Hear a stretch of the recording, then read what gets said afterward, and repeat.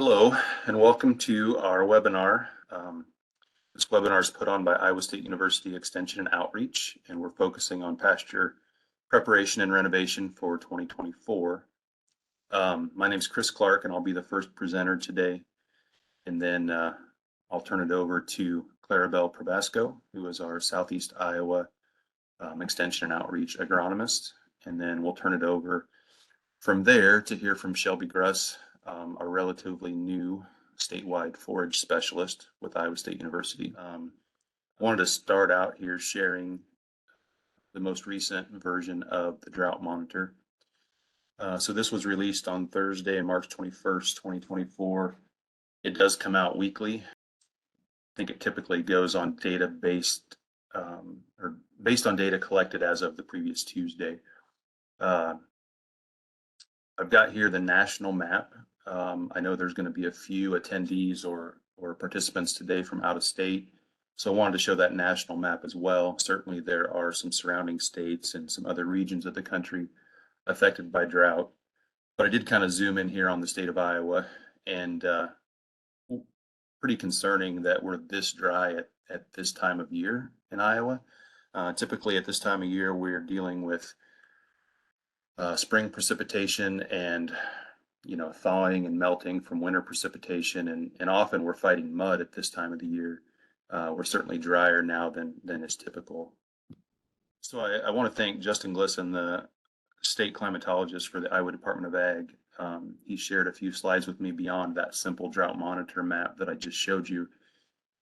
And this is kind of an interesting one. It shows the percent of Iowa area in U.S. drought categories over the course of time, starting at basically May 1st of 2020 and going through early 2024. And, we're looking at about, I think it's 196 or so consecutive weeks of some degree of drought. So having at least some part of the state in at least a D1 drought category. This would be the longest duration of drought since the mid-1950s. I believe there was a drought that went like from 1954 through 1959, and this would be the longest duration of drought since then. The other concerning thing about this particular graph is that it seems to have worsened there in late 2023 and into early 2024. You see a greater area of the state within drought categories, and you see some of those drought conditions having worsened. This is a map that shows U.S. drought monitor class change or category change over the previous year. So it basically goes from February of 2023 to February of 2024. And the legend or the key for your color scheme is kind of down to the lower right here. But basically we're looking at the gray color shows no change. Anything kind of yellow, orange, brown shows degradation of drought conditions or worsening of drought conditions. And then the green and the blue show improvement in drought conditions. So the take-home message is over the last year, we've seen some improvement in Northwest Iowa, but basically the rest of the state has shown degradation or worsening drought conditions. And in some cases, especially up in the Northeast Iowa, pretty significant changes and worsening. So this is a pasture to-do list that we've come up with. And I think this is an important list to think about for each and every year. But particularly with prolonged drought conditions, I think these points become really, really important. Obviously, there's only so much we can do. Ultimately, we need more precipitation, but there's a lot of good talking points here, a lot of good things to consider that may be tools to kind of help optimize forage production as much as possible as we move forward into potentially a pretty challenging growing season. So as we think about that list, the first thing there is to do kind of an inventory and evaluation of current pasture conditions. And as we do that, we want to think about last year's challenges that may kind of spill over into this year. Weather would be top of the list there, and I already mentioned the drought. Stocking rate is listed next. Kind of have to think about, do you have an appropriate number of cows for your forage resources and for your pasture, or are you perhaps overstocked a little bit?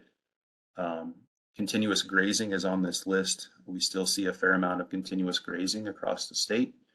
And we know that continuous grazing is a little bit less efficient than some rotational grazing schemes in terms of forage utilization. We know that we can get kind of a mosaic pattern of undergrazed and overgrazed areas in the pasture with continuous grazing. And then weed pressure is listed here, and it kind of ties into the 3 points above it, weather, stocking rate, continuous grazing. To me, one of the best things that we can do to suppress weeds is to have a really dense, vigorous stand of desirable species. And whenever we have stressors and overuse, overgrazing that kind of suppresses our desirable species, that opens an opportunity for weeds to creep in and get started. We also want to think about fall and winter management. We may have winter feeding areas or sacrifice paddocks that need some attention. Maybe we need to do some manure removal, removal of hay waste, perhaps some light tillage, some leveling, some seeding, some things like that to deal with those damaged areas. And then finally, we'll talk here just a little bit about pasture condition score. So this is just the top portion of a pasture condition score sheet from the NRCS. This would be their national pasture condition score sheet. And I've just pulled the top few lines. As you look through this, I think it's valuable to look at the different indicators and the value here is that we go through like 10 or 11 different indicators of pasture health and pasture condition. And then it goes through this scoring system and description to the right. Now, the NRCS uses this to identify what they call resource concerns and perhaps to look at eligibility for funding programs and things like that. I use it mostly just for pasture evaluation and kind of a planning tool and educational tool. But what I really like about it is that it forces me to be more objective with how I evaluate a pasture. And so it goes through numerous different indicators, like I mentioned, and I listed those here. There's 10 or 11 different indicators here of pasture condition that all should be evaluated as part of an overall pasture evaluation. So one of my big recommendations right now is to simply delay turnout.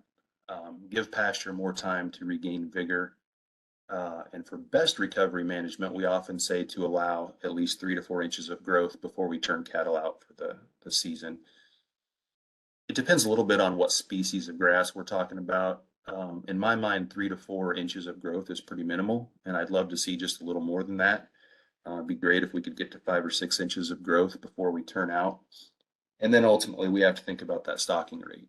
And do we have enough land and enough forage to support our cattle numbers? It's an interesting time to think about that. No doubt, the market has been really hot. And as I mentioned this, keep in mind, I'm not an economist, but, it may be a time to think about selling calves instead of retaining heifers. Maybe a time to cull aggressively to reduce numbers just a little bit with high cull prices. Yet on the other hand, we have to think about what the market's going to do longer term. If you deplete your cow numbers, you're essentially minimizing your factory size. And so you'll have less calves to sell in the upcoming years and maybe less opportunity to take advantage of a good cattle market. So I would definitely put some thought into that and put pencil to paper to see what really makes sense for you in terms of stocking rate and feed and forage supply. This is just a nice visual that shows a pretty simple concept that a plant with minimal leaf area is going to grow slowly and require more recovery time. And we often talk about how the leaf tissue is so important for capture of sunlight and for photosynthesis that really drives the plant's ability to grow. And then as that leaf tissue grows, the root mass below the surface of the soil will be growing also. And so we kind of talk about them being relatively equivalent sometimes as to what we see above the surface of the soil and the root mass below the surface. And so if we think about over to the right here, this plant that has been really grazed down, and perhaps we have some pastures with plants that look like that coming out of last growing season. That plant's going to take some time to recover and to rejuvenate. And if we go out there and graze that down early in the season and prevent it from growing more leaf tissue, we're going to prevent that plant from developing more root mass as well. And we're really going to stunt its overall productivity and yield for the growing season. It's just going to require some extra time to recover. Ultimately, what we like to do is see more of a situation like these plants on the left, where we may approach it with a rotational grazing kind of a scheme, a take half, leave half kind of approach, but we don't graze it down super, super low. We then get the cattle off and allow some recovery time and come back to it, and that really helps to optimize production. So it's very easy for me to sit here and to say to delay turnout, and I know there's a lot of factors involved in that. And one of the factors is winter feed inventory. What do you have available? I know in a prolonged drought, previous hay supplies may not be, or previous season's hay production may not be what you would like it to be. Your overall hay supply may not be what you need it to be. Maybe you started feeding hay pretty early last fall or even in the summer last season. And so I know those are important considerations. I'm not going to belabor it here, but one aspect of that I think is really, really important is to think about for spring calving herds, as we delay turnout and feed those cattle deeper into the spring. That means in many cases we're going to be feeding lactating females or feeding pairs, and nutritional requirements go up significantly for lactating females, and they're going to gradually just climb until peak lactation, let's say 60 or so days postpartum, and then they'll gradually decline again. But feeding lactating females is quite a bit different than feeding second and third trimester females. And we need to think about whether we have enough quantity and enough quality of forage to support that lactating female. We also need to think about what is the body condition score at calving. If you're truly a body condition score 5.5 to 6 at calving time, maybe you can afford to lose just a little condition prior to turnout, get them back on a positive plane of nutrition before breeding season. But if your body condition score of your cows is less than ideal at calving time, we certainly don't have that luxury to be able to lose condition in early lactation. And we really need to pay attention to those rations and offer appropriate supplementation. You might also think about if you have the ability to sort and to feed lactating cows separately from those third trimester cows. Another thing that comes up would be lot conditions. I think here about calf health and safety. Do we have a creep area for calves if we're going to be feeding pairs for a significant amount of time? Do we have waterers that are low enough that calves can reach? They do get some hydration from the milk, but calves will start drinking water on their own as young as just a few days of age. And so we need to make sure they have that water available. And then overall just lot conditions, how dirty are the udders, how muddy or how dusty are the lots. Most springs in Iowa we're way more concerned about mud, but this year we may have some dust to worry about the way things are kind of working out. And then do you have any scour problems or other health problems where you need to kind of decrease overall stocking density and just spread the animals out to help ensure safety and health? So this is a point in the presentation where I often ask for some feedback and talk about how would folks describe their grazing systems. In this webinar format, I think we'll just kind of have you think through that as opposed to responding. But here's a definition of a grazing system to help you kind of think through that. And then some examples. And so we start with continuous grazing, which would be the simplest grazing system. Basically there it refers to one big pasture. We turn the cattle out sometime in the spring and they graze for usually the duration of the growing season or as long as there's enough forage. And then as we move down this list, the systems gradually just get a little more intensive in terms of management. And we gradually, moving down the list, see usually more paddock numbers and more frequent moves. And so at the bottom here, the most intense one would be the high density or the mob grazing, where we're moving cattle very frequently, sometimes even daily or even twice a day. So as we think about pasture preparation, pasture recovery, pasture renovation, I think instinctively we often think about what forage seeds can we plant? What plant species can we seed to improve the situation? What's going to grow in these conditions? And I've got some colleagues that sometimes talk about planting fence posts as opposed to seeds. And the thought process there is that by implementing some type of rotational grazing system, we can really help our situation in most cases. We can often boost productivity by sometimes as much as 40 to 60%. By utilizing rotational grazing, we can increase recovery time, drought tolerance, plant diversity, and overall forage utilization. And those things can really help us deal with prolonged drought conditions. We don't have to go wild and get into the really intensive systems, but sometimes just a few cross fences can make a dramatic difference. So this is a chart from our pasture management guide, which we might be able to share the link for that resource in the chat here. But this kind of shows estimated forage utilization relative to the rotation schedule, which kind of ties into that grazing system. And so we start out at the top with that continuous grazing system of just one pasture. Average forage utilization rate is about a third. So we're looking at just over 30% actual utilization of the forage. And again, as we kind of go down this list, the systems get more intensive. We see more and more paddocks and more frequently are moving the cattle. And with that, we tend to see an increase in forage utilization. And if you study this a little bit, again, you don't necessarily have to go to the most extreme and do 45 to 60 paddocks and move twice a day. But there's probably some happy medium where if we can get several paddocks, and maybe that's anywhere from 3 to 7 or 8 paddocks, and we can move based on forage condition and weather and everything, not so much just based on the calendar, but if we can move, let's say, every week to 2 weeks, that can be really helpful and can increase overall forage utilization to maybe 45, 50%, and can really be a good thing for your grazing system. So you might want to think a little bit about, can you intensify your grazing management? Can you change your grazing system a little bit? What would be manageable? And then what are your limitations? Often labor and fence come up as potential limitations.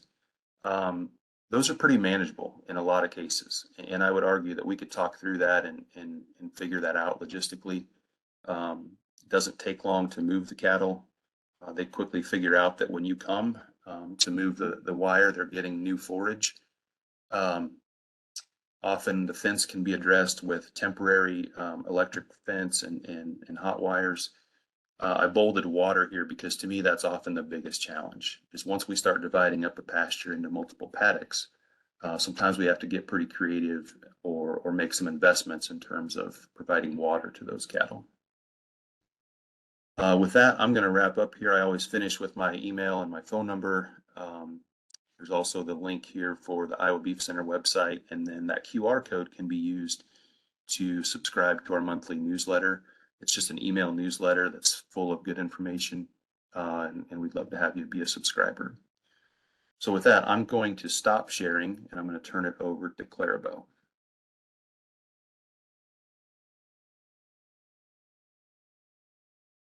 Perfect. Thanks, Chris.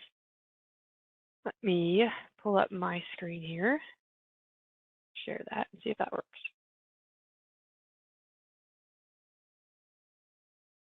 Okay, can you guys see that screen okay? Looks great. Okay, perfect. Let me just, and we moved a slide, yes? Perfect. Yes. Okay, so like Chris said, my name is Clarabell Probasco. I am the field agronomist down here in South Central Iowa. I'm kind of right on the edge, so a little bit of my counties are in Southwest, some of them are in Southeast, so we're just going to call it happy medium and say I cover the South Central portion. This first slide that I have brought up here is off of the NOAA database, so this is updated daily. You can go on yourself, it's open to the public, and you can see really a whole bunch of different moisture scenarios. So you can kind of customize what you're wanting to see as far as departure from normal, how much rain we've had in the last 30 days, overnight, things like that. So this map, it's kind of hard to tell, but it's zoomed into the state of Iowa. So right over here is the nose, and then we get over here by Omaha and Sioux City. So if you look, obviously Iowa has been in a drought. We have gotten some pretty good moisture on the western part of the state, but the central and eastern part are still in a pretty big deficit as far as where our moisture levels should be and where we expect them to be for the upcoming growing season. A lot of us are in that somewhere between 6 to 12 range of that's how many inches of rain we're lacking compared to normal. And then unfortunately there's some hot spots in there that get all the way up into that 16 to 20 deficit. So just something to keep in mind when we're moving into this growing season. Chris showed this earlier, so I won't spend much time on it, but this is the current Iowa drought map. It's updated every Thursday, like he said, with last Tuesday or the previous Tuesday's data. But you'll notice there's that really big D3 zone up in northeast Iowa. Thankfully, the zone has improved. Unfortunately, they're still in a deficit, but that almost looked like a boot this past year. So it kind of went down into the all the way southeast corner and then moved across central Iowa and over to kind of the edge of the Southwest Territory. So we've seen improvements, but we still have a really far ways to go until we reach back to normal. I know that they say that the drought is improving, but my main concern and kind of what Chris just touched on is the water levels. So when you look at the creek banks or you look at the pond levels, they're still really low for cattle producers or livestock producers to work with this year. So that's just another thing to keep in mind when we're looking at pastures and resources and kind of trying to figure out the best way to manage those pastures for this upcoming season. So this is a map that actually just got shared with us about 10 minutes before the webinar started, so I threw it in really fast. But this was shared from the Midwest Climate Hub on campus, which they're a great resource for us. They send out these weekly to monthly updates for us. And basically, I just wanted to show you guys the outlooks for this upcoming growing season. So these are the outlooks for April, May, and June. You'll see that across the top of the screen. But you have your temperature as well as your precipitation. So the state of Iowa is charted for likelihood of above average normal temperature conditions. And then as far as the moisture levels go or precipitation outlooks, we're kind of in that equal chance for the most part. A little bit of the state is in that maybe above chance for precipitation, but it's still a pretty big gray area. So we hope to see more precipitation. Looking at the forecast, we do see quite a few chances coming in, but unfortunately, you never know until it actually starts to come out of the sky, it seems like. So again, just things to keep in mind. So what are the drought effects on pasture? As far as an agronomic standpoint, what am I most concerned about, or maybe what am I looking at as far as what can I impact better with different management? So we might see some really significantly reduced yield. Obviously, if we don't have the moisture levels to produce adequate growing forage, then we're not going to have the forage levels that we typically see from year to year. A cool season grass mixture pasture typically takes about 1 inch to 1.5 inches of rain or rain level per week for optimal growth. So it's not always at that level, but for picture perfect growth, we want that 1 inch and a half per week of moisture level. So we have to consider our grazing time and our stocking density. Chris touched on that as well. So if we have the ability to make adaptations to our systems, manage it a little bit differently, maybe throw in that rotational grazing, we might see some benefits as far as the relief that we place on those forages that are out in the pasture. And then we can start to see better quality of those pastures increase, even if we're still in drought stress. So the timing of our drought stress is also really critical. If we have really dry conditions in the spring and the fall, those can be worse than in the summer because we're impacting our cool season forages versus those our summer growth time is more of those warm season forages. So they're typically better adapted to take on that heat stress or that lower moisture levels. A lot of our grasses go dormant in the summer. Like I said, those cool season grasses that we see in the spring and fall when we're grazing. So a cooler temperature can also help mitigate some of those stresses. Chris mentioned the pasture condition score sheet. I threw a QR code up there. That's a really great resource if you're curious to see kind of where your pasture would fall on the quality. He made a good point. It makes you really look at things from a different angle, so you're not just out there assuming, yeah, this looks pretty healthy. It really breaks it down into different categories for you to go out and grade. So you can scan that if it works, but that's a great resource to have kind of the start of the season to go out and kind of see where your pastures stand. So what are interseeding options? If I've got drought conditions and I'm concerned about the populations of my forages out there, or if stands just look a little thin, is there anything I can do to maybe bump those stands up for the coming growing season? So if we have a poor pasture stand, you could potentially frost seed or interseed. I'm not going to spend time on frost seeding because we're at the basically the end of the window for that.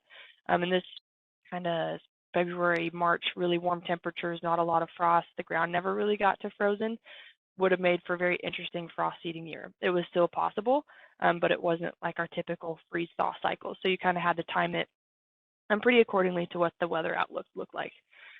Seed to soil contact is really important if we're going to interseed. Obviously, you already have ground cover by those forages that are out there. So we really want to try and get, on an ideal world, is if you had a no-till drill to utilize. We'd get out there during mid-March up to early May, and we'd get seed put through that drill at somewhere between 1/4 to 3/4 of an inch. We really don't want to go past 3/4 of an inch. Those seeds are pretty small, so the energy reserves they have to get up and out of the soil is much smaller than if we think about a corn or a soybean plant. So 1/4 to 1/2 is perfect, no more than 3/4 of an inch deep. Like I said, those no-till drills are really good for incorporating into our grasses that are already present.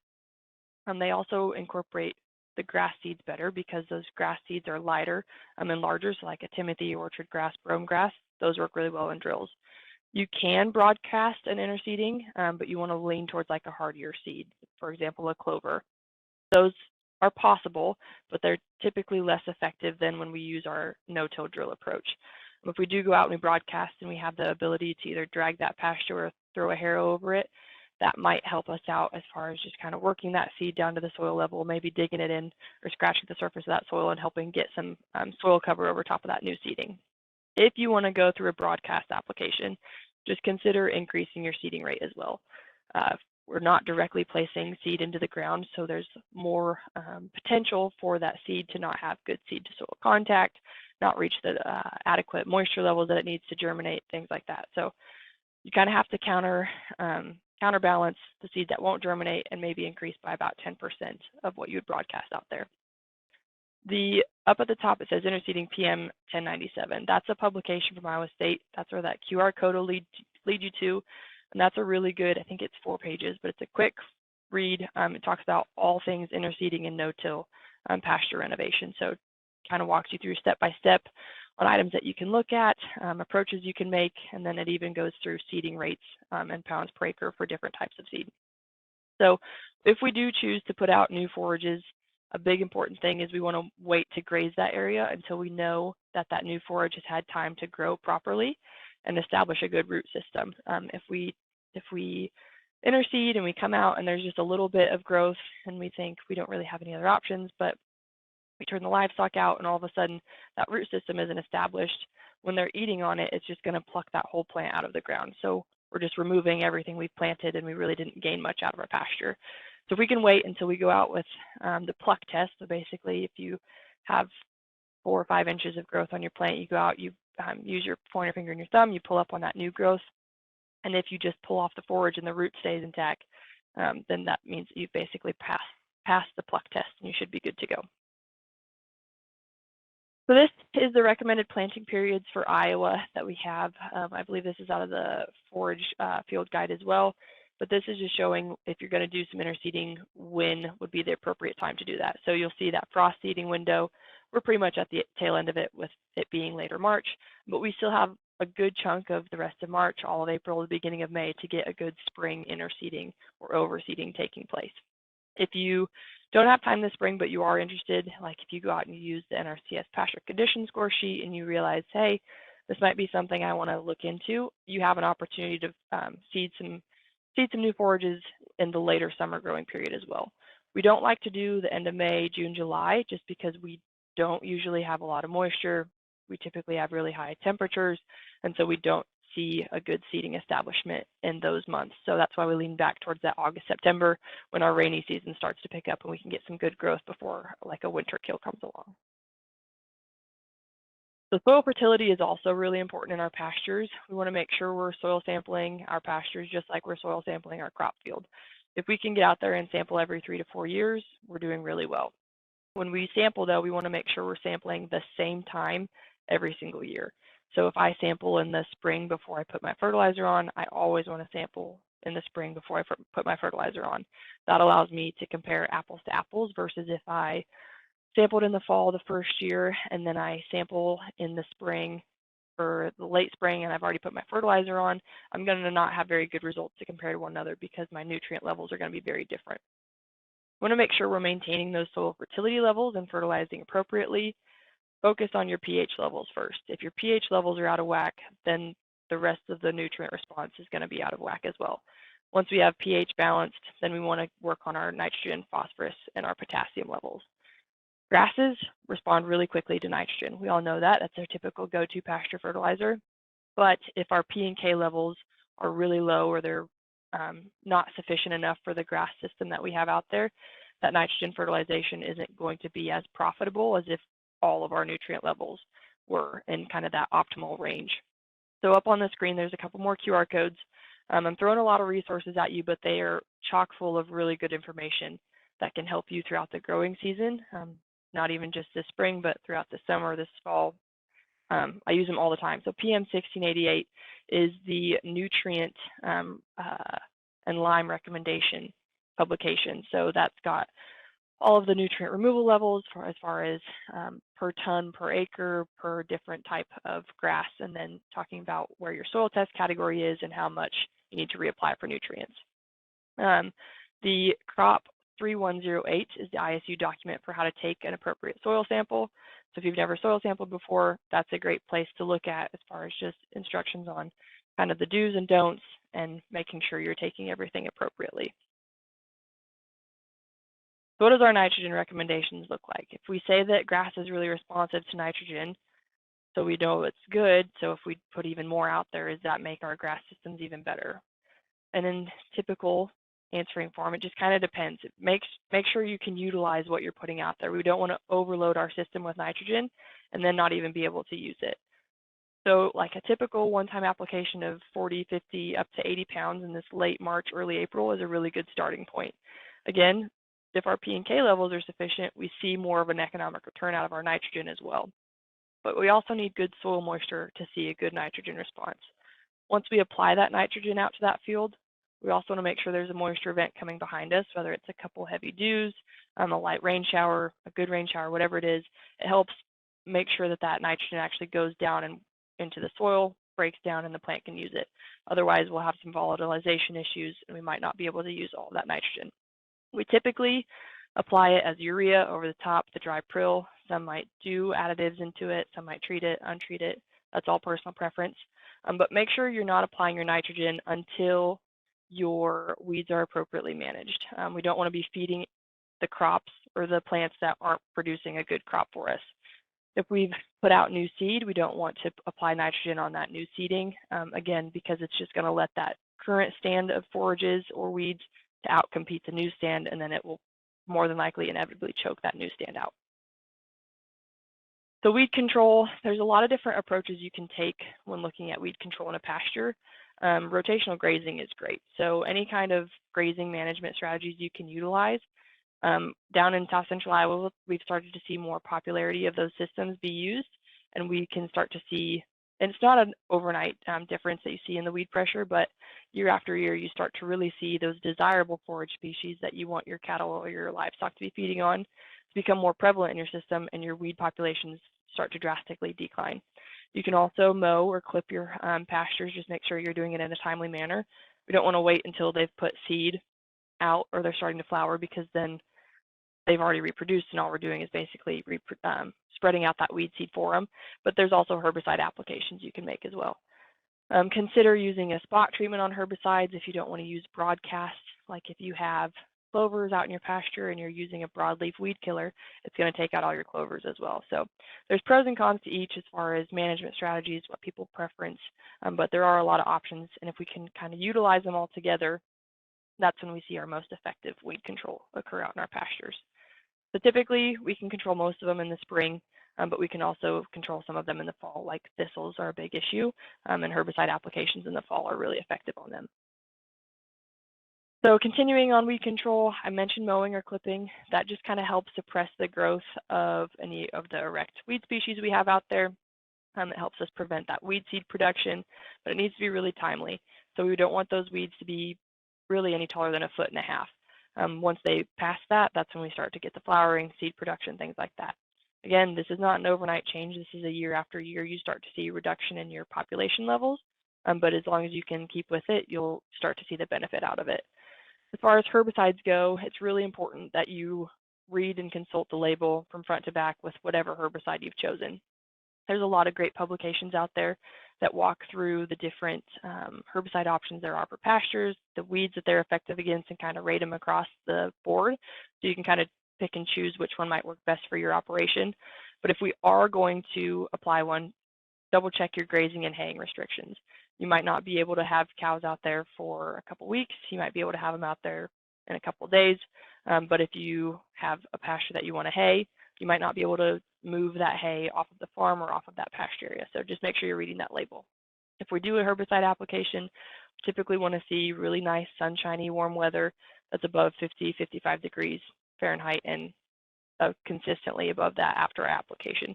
That just ensures that that plant's going to take that chemistry up more effectively, and then hopefully we get a better weed kill off of that. So just kind of some final thoughts really quick to wrap up what we touched on. Just evaluate your current forage stands this spring. Go out there with the NRCS score sheet. Make sure you're scouting your pastures just as you would your crop fields. You're looking for any insects that are out there, any weeds or diseases that might be popping up here and there. Work towards your optimal soil fertility levels. Take those samples. Make sure you stay on a good schedule with them. And then if you want someone to help look over them with you, kind of put a game plan together for your soil fertility, reach out to your local agronomists. We're always happy to sit down and kind of put a game plan together with you. And then consider any renovation needs. So if we've had a really tough year with drought, and we're looking like we'll continue into a drought season this year, we know there's been a lot of pressure on our forage species. So if we need to reseed or interseed or just completely rip up a pasture and start a new seeding, there's a lot of management considerations that need to be done. So just kind of keep an eye out for those, and then reach out to myself, Chris, Shelby, if you have any questions over those reseeding or putting in different forage species into your operation. So I know Beth threw this link in the chat box a little bit earlier, but this is, again, that pasture management guide for livestock producers. This is a great resource from the Iowa State Extension store. So this is a QR code that'll also lead you there, but I carry this thing with me all the time. Once it's kind of go time for questions and field calls, this thing is always in my truck and in my backpack, and I've got tabs and dog-eared pages, and it's just really, really full of awesome information that you can utilize as producers yourself. So I would highly recommend you look into that. And then lastly, just my contact info is up on the screen, kind of the regions of all the field agronomists. We're always all ready to help you out whenever you have any questions. You can kind of look at your respective region and look who your agronomist is, but we all are very happy to, if you want to reach out to Rebecca or you want to reach out to Gentry, we're all happy to work together. So just make sure you're reaching out to your local agronomist if you have any questions over fertility or forage species selections and things like that. So with that, I will turn it over to Shelby. If I can get this to.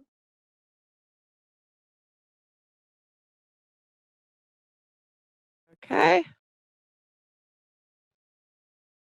Okay. All right. Nope, no. Perfect. Good. Yep. Thank you. Hi, everyone. My name is Shelby Gruss. As mentioned previously, I'm the new assistant professor in forage extension. And today I'm going to be talking about kind of cultivating resilience with warm season annual forages. I think they're a great opportunity, especially when we're talking about hot, dry years. I think this photo here is just a really quick representation of the diversity that you can get in these forages. This is sorghum, mostly just sorghum and sorghum Sudan grass, and we have a lot of variation with a lot of different traits and species that we can be looking at. And so today we're going to be going over just some summer annual considerations, species that we can be looking at, what kind of planting rates we're looking at, and when we should be planting, and some fertilizer recommendations as well for these. And then lastly, we're going to go over some traits that could be beneficial to you on your operation and that you may want to consider. And so to kind of start off with, I always like to kind of look at this variation in forage production across the year to get an idea of how everything's going to fit. And so to start off with, we generally have our cool season perennials. These are composing most of our pastures throughout Iowa. And so we have a really great diversity of cool season perennials that we can use. They have a large range of production going from April to later in October. But we do have some gaps to fill as we start extending into the spring and the fall, and then also that summer gap. We start filling in some of those areas with those winter annuals. Getting further into grazing, we can get into later in the fall and earlier in the spring. And then we start looking at our warm seasons, and those are what are producing during our high heat of those summer months. And a lot of times when we're having that limited rainfall, these can produce really well during that time frame. Why warm season annuals particularly? This is just a short kind of quick depiction of how well these can use water. And so we have 3 warm season annuals here. We have our teff, we have sorghum Sudan grass, pearl millet, and we can see that within a short time frame, they're able to produce a large amount of biomass. They're able to produce about anywhere between 2 to 3.5 tons per acre of biomass. And with this, they're able to do that with a limited amount of water. And so for teff, so every pound that teff was able to produce, pound per inch of water. So they was able to produce 485 pounds of biomass per inch of water. And so we get pretty high amount with sorghum Sudan grass, almost up to 700 pounds of biomass per inch of water in this study. And then in pearl millet, about 520 pounds. And so we can see a wide range of being able to produce within our warm season annuals, but they're able to produce a large amount of biomass with limited water. Now let's actually compare this to, say, a cool season. How is this comparing? And so in this study done in the southeastern United States, they compared a lot of summer annuals to tall fescue. Tall fescue is a cool season that I would say is fairly drought tolerant as well. But when we look at it of how much, so this number is basically how much dry matter it's able to produce with a kilogram of water. And this is just grams of dry matter. And we can see that our sorghum Sudan grass is being able to produce consistently more per gram of water, per kilogram of water than our tall fescue, and same with our pearl millet. It's being able to produce more biomass per water availability. And so these are really great options, especially when we're talking about this drought that is continuing on, as Chris and Clarabell had mentioned previously. So these are great opportunities. And so how do we think about incorporating these? And so generally speaking, these grow very well in the high heat of the summer. I don't normally suggest planting these with a cool season. Generally speaking, one will smother out the other because one's going to be producing well at one time frame while the other is going to be producing well in another time frame. So you could be causing some competition. So if you have 2 fields, you could do a system like this. So in this system, they have a winter annual, summer annual rotation going. So at the beginning of the year, we would have already had a winter annual planted. That gets harvested off at the end of May, early June. Then we plant our warm season that we're able to graze within 30 to 40 days, depending on what warm season you plant. And we can graze that all the way until about mid-September. And then we take that out and we plant that winter annual again. And then we can fill those other gaps by having that second field with that cool season forage that we generally have in our pastures. So we're generally planting those in March into early May. We were able to, this is a perennial, we'll start grazing about mid-May. graze into June, July, we'll be able to switch over into that warm season annual. Then after we get into September, we'll have that fall regrowth occurring for that cool season forage, and we'll be able to switch back over onto that cool season forage. So it's just a way to incorporate it, being able to maximize production throughout the year, and being able to fill the gaps. That cool season perennial is not going to be producing well during those high heats of the month, July and August months, and so we're able to fill it in with that warm season. So some of the summer annuals that are commonly used, this is just a short list of them. There's a lot more millets out there, but our forage sorghum, Sudan grass, pearl millet, foxtail millet, teff are all really good options to be using here in Iowa. And so now we're going to kind of switch and talk about each of these a little bit to give you a little bit more detail about each one. So forage sorghum, really, this is a really high producing biomass producer. Generally speaking, we're thinking of these in silage. It's generally used as a one cut use. You can get a lot of production. As you can see in this photo here, the ones on the right, that is a forage sorghum type. And this is more of a grain sorghum, but we can basically see that there's a lot of biomass produced on this. It can produce up to 10 to 25 tons wet matter, fresh matter. And so it can really feed a lot of animals. Again, we're looking at this more in a silage production. It's really hard to dry down for hay, so I would not suggest hay. Some people will put that on there as an option, but it's very difficult to get this dried down with those really large stems. It can be used for green chop and grazing as well. Again, grazing is one of those ones where if it's that tall, a lot of animals are going to be trampling it more than they're actually going to be grazing it. So I would probably try to lean away from hay or grazing, but silage and green chop are both really great options. Then we have Sudan grass. Sudan grass is a bit shorter than actually quite a bit shorter than our forage sorghum, and it's generally a little bit more fine stemmed. And this can be used in that single or multi-cut system. In this photo here, we have I think this one was a forage sorghum on the left, and this one was a sorghum Sudan grass on the right. You can kind of see how it's kind of falling behind those two. It's a little shorter. It has some good leaf material. Stems generally get to about 4 to 6 feet tall. This is commonly used in silage. You can use this one in hay. It has those finer stems, so it's a little easier to dry down. Still kind of hard to dry down, so be aware of that. Green chop or grazing. This one, a lot of people start looking at Sudan grass a bit more over some forage sorghum and sorghum Sudan grass because it produces less prussic acid than those. And so there's less of a concern when you are worried about prussic acid. And then we have sorghum Sudan grass, which is just kind of the happy cross between forage sorghum and Sudan grass. And so generally this kind of ranges right in between the two. It can be used, it's a really great use in multi-cut systems. The stands generally vary, but around 8 feet tall, kind of in between that Sudan grass and forage sorghum. It has a large amount of variation. You can get stuff that looks more like the Sudan grass all the way to stuff that looks quite a bit more like the forage sorghum. So when you're looking at sorghum Sudan grass, trying to actually look at that seed label, making sure that you're getting what you're looking for. This can be used in all different varieties of silage, hay, green chop, and grazing. Again, with the hay, be careful. It is hard to dry down.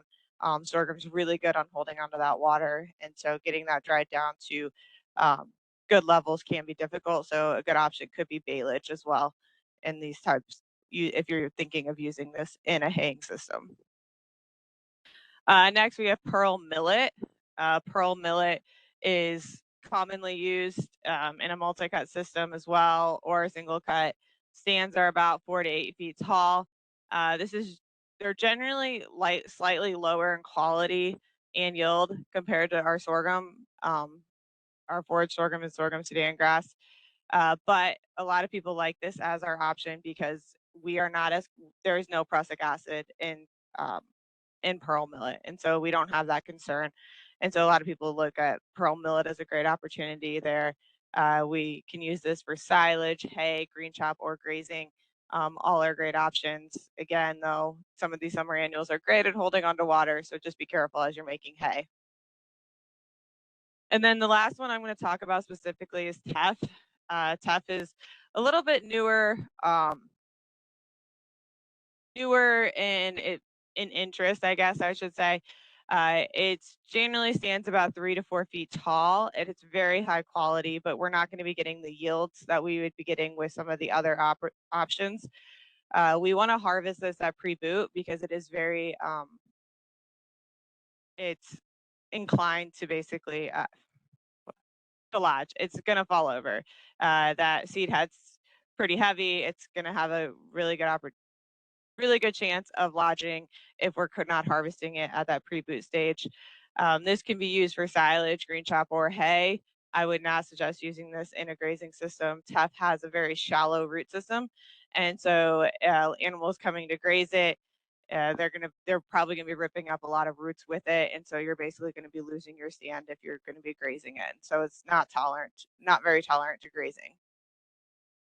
And so as we're thinking about this in our Iowa production setting, the Iowa beef team did a study up at Nashua in that northeast area of Iowa, and it was a winter annual, summer annual rotation. We're just going to be looking at the summer annuals here.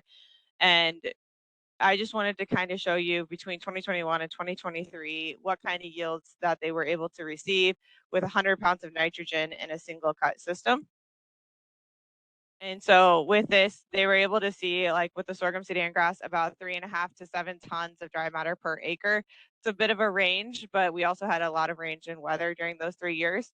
Our Sudan grass ranged a little bit lower, about 2.8 to 4.3 tons per acre, and the pearl millet was about 3.4 to 5.6 tons per acre.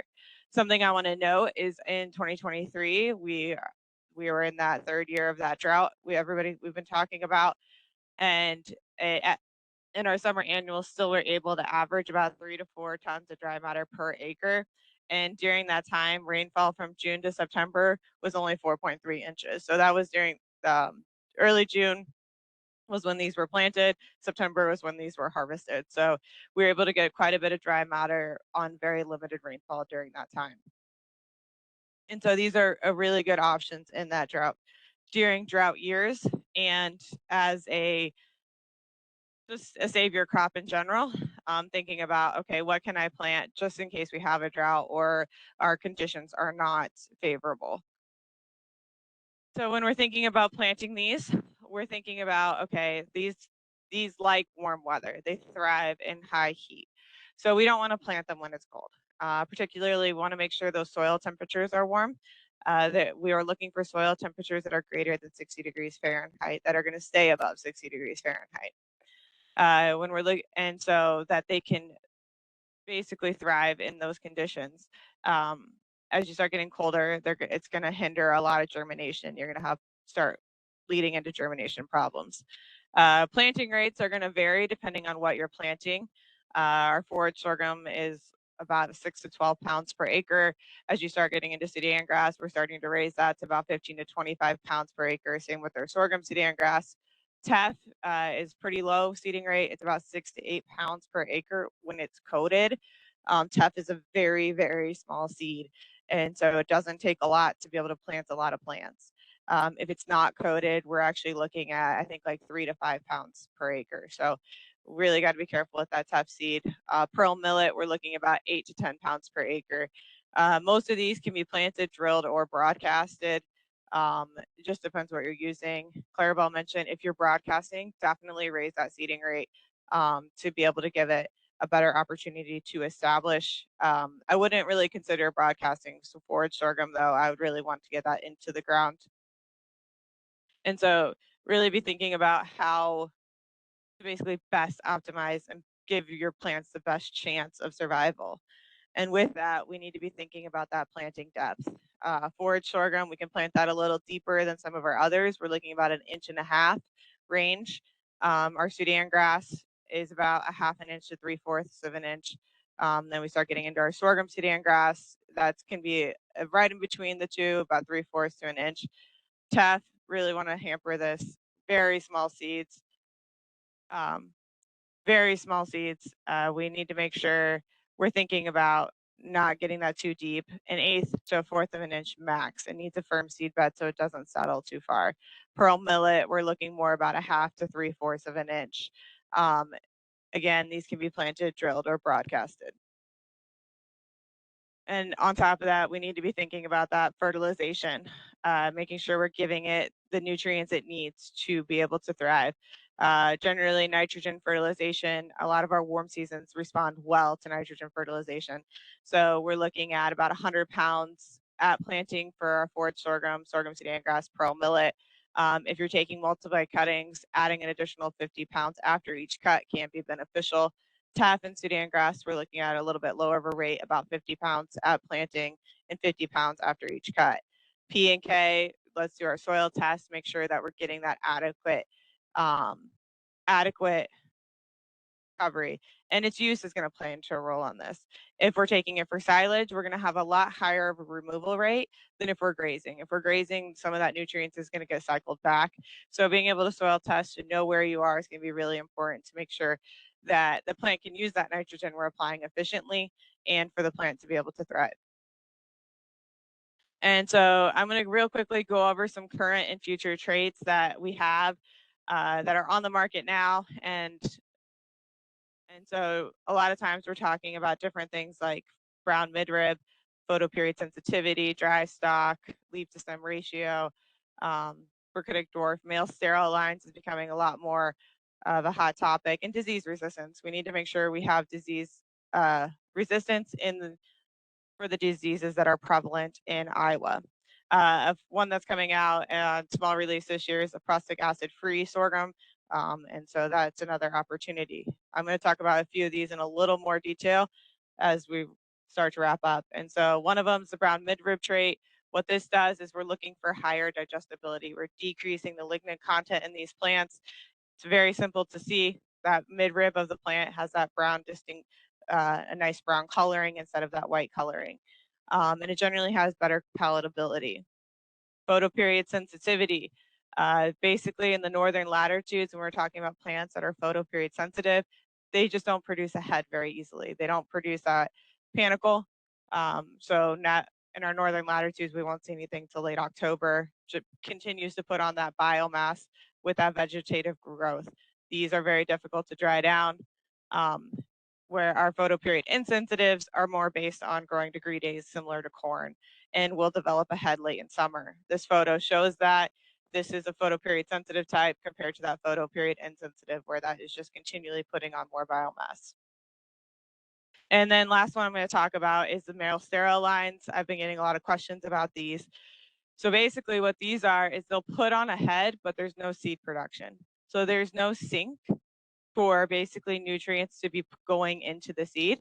And so as this has basically gone into reproductive growth, the plant is still photosynthesizing, but it has nowhere to put those new carbohydrates. And so what was seen in New York, in a study in New York, was basically an increase in non-fiber carbohydrates, an increase in non-structural carbohydrates, and a 500% increase in water-soluble carbohydrates. So there's basically more sugar in that plant, increasing the quality. And that quality has seemed to be stable in silage, so it could be a really good opportunity in having a high-producing, very high-quality sorghum type of plant. And lastly, just want to briefly mention this as we wrap up. Basically, we do have some concerns when we're talking about our warm season annuals. We have nitrate poisoning, and this is in most of our warm season annuals. We can also see this in our cereal grains and some other crops as well. When we're thinking about nitrates, we don't want to over apply nitrogen. That's where some of these concerns occur. Additionally, during drought periods, and then it rains, that first rain, that's when that plant absorbs all that nitrogen, and that plant hasn't had time to change that nitrates to basically a usable protein form. And so there's a really high accumulation. So during a drought and we get that rain, let's wait a few days, give that plant a chance to change that nitrogen into protein so that we don't have nitrate toxicity concerns. And then lastly, prussic acid, that's hydrogen cyanide poisoning. This is specific to sorghum species. When we're thinking about avoiding prussic acid concerns, we're trying not to graze the plants when they're short, below 18 inches. And we really want to be careful as we start getting into the colder days and those frost. And so it's just a quick things to be thinking about as we're looking at these warm season annuals. Validated all of our contact information, and so that you can have that for your future use. Please reach out if you have any questions. I think we'd all be very happy to discuss your operation and how we can help you.